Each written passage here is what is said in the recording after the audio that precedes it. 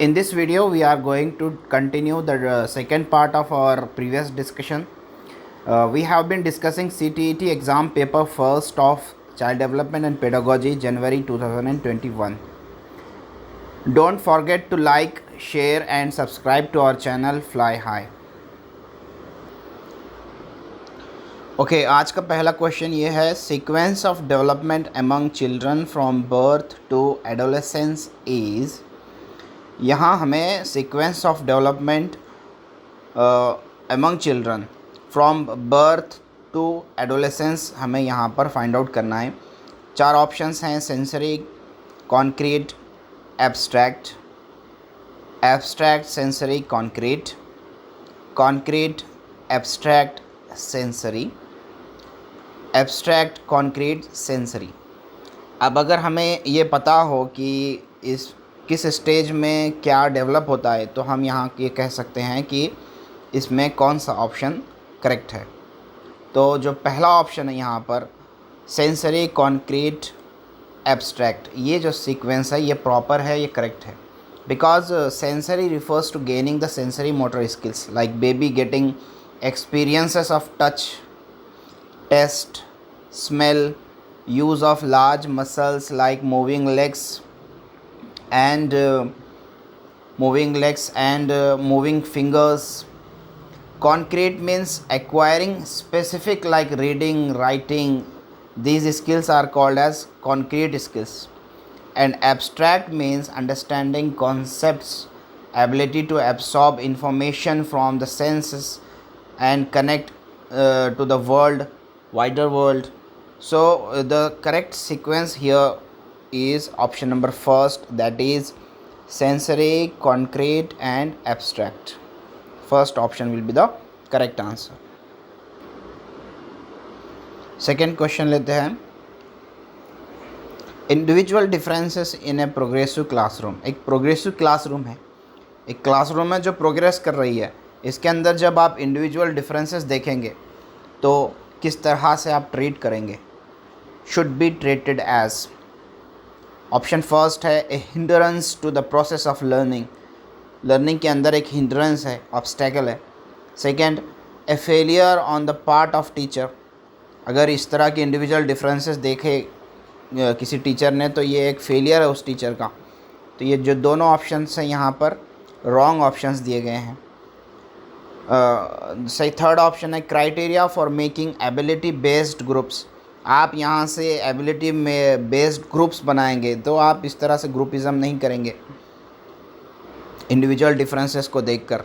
तो fourth option is important for planning of teaching learning process. See this is the wise option because a teacher should have active involvement with all the learners in a progressive classroom. Progressive classroom जो भी होगी उसके अंदर teacher का active involvement होगा, so that teaching learning process should be planned in such a way so as to take care of individual differences। कि इस तरह से हम जो है वो जो इंडिविजुअल डिफरेंसेस है उसका हम क्या करें, उस पर फोकस करें और उसको हम कंसिडरेशन में रखते हुए हमारा जो टीचिंग लर्निंग प्रोसेस है उसको प्लान करें। So the fourth option is the correct answer. Next question here, in an inclusive classroom emphasis should be on। Four options are there, you can take your time and choose one answer from these four options।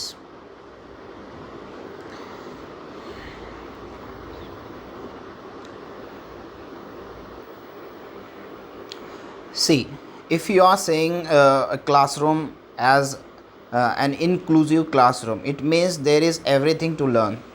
okay? ऐसी classroom है जहाँ पर सीखने के लिए बहुत सारी चीज़ें ऑलरेडी जो है वहाँ पर अवेलेबल हैं। ओके तो जो फोर्थ ऑप्शन है यहाँ पर providing opportunities aiming at maximising potential of individual children, तो ये जो है हमारा फोर्थ ऑप्शन, ये करेक्ट आंसर होगा।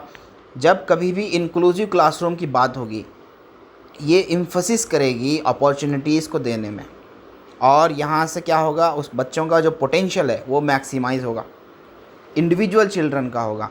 क्योंकि इंक्लूसिव क्लासरूम ही कुछ इस तरह से होती है कि all students are given equal access to learn irrespective of their abilities or skills. Okay, it helps in realizing individual potential of the students by providing maximum opportunities. This is the definition of inclusive classroom. तो inclusive classroom की बात जब भी आएगी तो ये समझ जाएं हम कि वहाँ पर we are going to provide maximum opportunities, we are going to maximize their potential of an individual children. So this is the correct answer. Next question, according to Right of Persons with Disabilities Act 2016, which of the following term is appropriate to use? Informative type का question है, 4 options हैं. Retarded student कहेंगे ऐसे student को जो disable है learn करने के लिए. सेकेंड, हैंडीकैप स्टूडेंट कहेंगे आप, या उसे कहेंगे स्टूडेंट विथ फिज़िकल डिसेबिलिटी कहेंगे, या फिर आप कहेंगे स्टूडेंट विथ क्रिपल्ड बॉडी. तो देखिए, according to the right of person with disabilities act 2060, okay, it provides the right to equality. So life with dignity and respect to persons with disabilities. Okay, the appropriate term is students with physical disability, which emphasizes that student is not retarded, crippled or handicapped. आप इस तरह के student को क्या कहेंगे? Student with physical disability कहेंगे, क्योंकि जो राइट है ये हमारा person with disability act 2016, it says right to equality.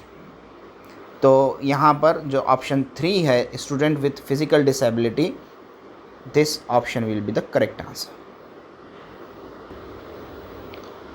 Okay, next question. In order to address the needs of students who are facing learning difficulties, a teacher should not.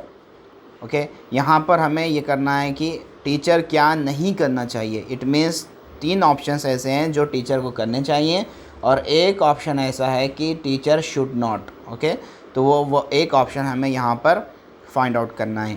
First option is use multiple audio visual aids. Why not? A teacher will surely use multiple audio visual aids wherever there will be difficulties in learning. Teacher must use multiple audio visual aids. Second option is use constructive pedagogical approaches. जितने constructive pedagogical approaches एक teacher कर सकता है करेगा, because he has to address the needs of students who are facing learning difficulties. सो जितने methodology होगी, जितनी constructive methodology होगी, पेडागोजिकल अप्रोचेस होंगे, वो टीचर यहाँ पर लेगा. थर्ड ऑप्शन है do individualised educational planning. Why not? यहाँ पर वो क्या करेगा? इंडिविजुअल स्टूडेंट्स की जो नीड है उसको समझेगा और उसके अकॉर्डिंग वो प्लान भी करेगा. The fourth option is practice rigid structures for pedagogy and assessment. ये रिजिड स्ट्रक्चर्स क्या होते हैं? Rigid structures are like strict lessons which do not allow any flexibility. तो जब आप इस तरह से लेसन कंस्ट्रक्ट करेंगे, ड्राफ्ट करेंगे कि जिसके अंदर फ्लेक्सिबिलिटी ना हो, तो इस तरह के लेसन से हम लर्निंग डिफ़िकल्टीज़ को जो है सॉल्व नहीं कर पाएंगे. So fourth option is there, that is a teacher should not. That is the fourth option will be the correct answer. Teacher should not यहाँ पर पूछा गया है.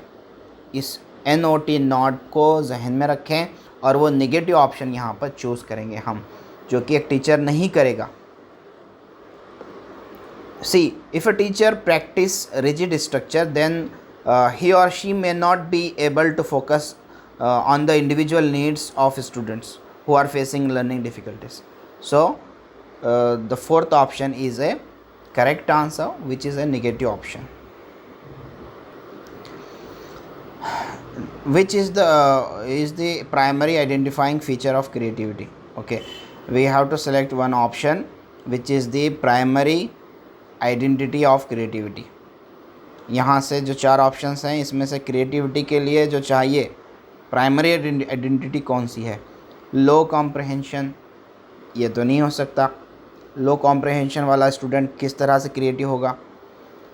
Divergent thinking, this is the primary agent for creativity, because divergent thinking is a thought process where different solutions to a specific problem are explored. ये एक ऐसा thought process है जहाँ से हम क्या करते हैं, एक प्रॉब्लम के लिए, एक स्पेसिफिक प्रॉब्लम के लिए डिफरेंट एंगल्स में सोचते हैं. This helps to generate creative ideas, यहाँ से हम क्रिएटिव आइडियाज़ को जनरेट करते हैं. Hence the primary identifying feature of creativity is divergent thinking. Okay, next थे हाइपर एक्टिविटी और फिर है inattentiveness. So the correct answer will be second option, that is divergent thinking. In order to address learners from diverse backgrounds, देखिए different background के जब students आते हैं, उन्हें जब आपको एड्रेस करना होता है तो क्या करते हैं आप? ए टीचर शुड, उस वक्त आप क्या करते हैं? Avoid talking about aspects related to diversity, आप उस वक्त डाइवर्सिटी के बारे में बात नहीं करते, अवॉइड करते हैं इसको. Draw example from diverse settings, आप डिफरेंट डाइवर्स बैकग्राउंड के एग्जाम्पल्स को लाकर बच्चों के सामने रखते हैं. Use standardised assessment for all, आप एक स्टैंडर्ड असेसमेंट का जो ड्राफ्ट है सबके लिए एक ही फॉलो करेंगे.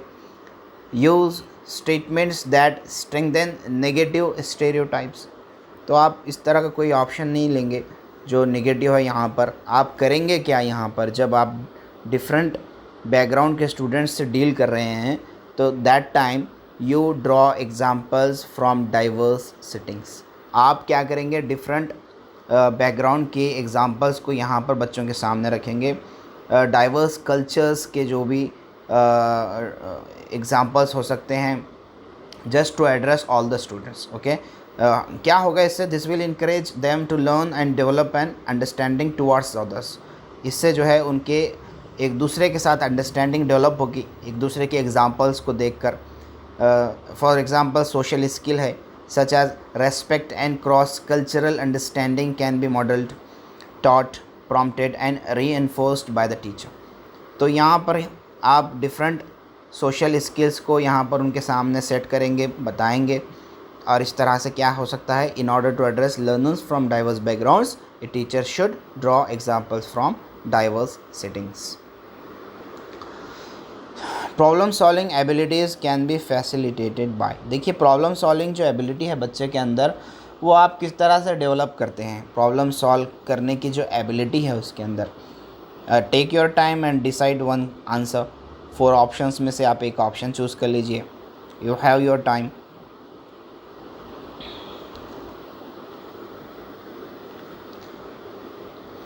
सी the correct answer of this question is option number first, focusing on drill and practice. इससे क्या होगा? जब आप ड्रिल एंड प्रैक्टिस करेंगे, इस रिपीटेशन से क्या होगा? आप उस स्पेसिफिक कॉन्सेप्ट को जब आप रिपीट करेंगे तो आप उसके अंदर क्या हो जाएंगे? एक्सपर्ट होंगे. Okay, it builds up confidence, आपके अंदर कॉन्फिडेंस आएगा. It develops thinking and gives ability of problem solving. हाँ, तो ये जो ड्रिल एंड प्रैक्टिस वाला मोड है, इसके अंदर हो सकता है कि आपके अंदर जो है प्रॉब्लम सॉल्व करने की एबिलिटी डेवलप हो, कॉन्फिडेंस आए उसको सॉल्व करने का, और आपकी जो कॉन्सेप्ट हैं वो क्या हो, और जो है ना उसकी वजह से स्ट्रेंथन हो. So the first option is the correct answer, that is focusing on drill and practice. You can easily get the ability to solve the problems. Motivation to learn can be sustained by punishing the child. अब motivation to learn यहाँ पर sustain किया जा रहा है, तो punish करना यहाँ पर हमारे लिए that is not proper. Punishment जहाँ भी आएगा option, this is a negative option. Okay, just avoid such options. Second is focusing on mastery oriented goals. तो यहाँ अगर आप फोकस करेंगे बच्चों के जो गोल्स हैं उसके ऊपर मास्टर करने के लिए, एक्सपर्ट होने के लिए, तो क्या होगा? बच्चे जो है टास्क के अंदर क्या होंगे? एक सेल्फ सेट स्टैंडर्ड के तहत जो है वो क्या होंगे? इसके अंदर एक्सपर्ट होंगे. और focusing on mastery oriented goals, कि इससे क्या डेवलप होगा, न्यू स्किल्स डेवलप होंगे, इससे क्या होगा, इम्प्रूव होगा उनका नॉलेज, वो एक्वायर करेंगे additional knowledge. So the second option will be the correct answer, that is motivation to learn can be sustained by focusing on mastery oriented goal. Third option था यहाँ पर giving very easy task to children. ऐसा नहीं है, आप अगर mastery करेंगे, देखिए सेकेंड ऑप्शन जो है ना थर्ड ऑप्शन से ज़्यादा स्ट्रेंथन है और अच्छा है. It means second option is the ज़्यादा सोफिस्टिकेटेड है. फोर्थ ऑप्शन था हमारे पास focusing on rote memorisation. Rote memorisation, ये जब भी वर्ड आप देखेंगे तो ये भी वर्ड क्या है, एक नेगेटिव वर्ड है जो एजुकेशनल फील्ड से जो है अभी एक्सक्लूडेड है. ज़्यादा इसके अंदर हम इंक्लूड नहीं करते, बच्चों के अंदर रोट मेमोराइजेशन हम प्रैक्टिस नहीं कराते. थर्ड ऑप्शन जो था वेरी इजी टास्क दे देना, इससे मोटिवेशन मिलेगा, नहीं. सेकेंड ऑप्शन जो है focusing on mastery oriented goal, this is a scientific option and this is a sophisticated answer also. So today we will take the last question of our session, that is shame. What about shame? First option has no relation to cognition. देखिए ऐसा नहीं है, shame की वजह से cognition पर effect होता है. फोर्थ ऑप्शन देखें, should be generated frequently in teaching learning process. तो हम क्यों जनरेट करेंगे टीचिंग लर्निंग प्रोसेस के अंदर शेम को लाने के लिए कोई, this is not a proper option. there is no logic in this option. Third option is very effective to motivate the children to learn. Shame जो है कभी भी जो है इफ़ेक्टिव नहीं होगा और ये मोटिवेट टू लर्न भी नहीं करेगा बच्चों को यहाँ पर.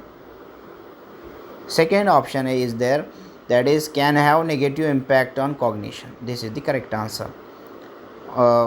जो शेम है बच्चे के अंदर, इससे क्या होगा, उसके अंदर फीलिंग ऑफ शेम से क्या होगा, उसके अंदर नेगेटिव इम्पैक्ट्स क्रिएट होंगे और नेगेटिव फीलिंग्स उसके अंदर आएंगे, उसका सेल्फ इस्टीम डाउन होगा. Okay, so it also negatively impacts on cognition including working memory. So second option is the correct answer for this question. So here we complete our second part of our previous video. There will be a third part, and in that part we will complete this paper of January 2021. I hope you like the session. If you really like the session, please hit the like button. Do not forget to subscribe the channel, share and comment as well. Thanks for watching. Have a good time.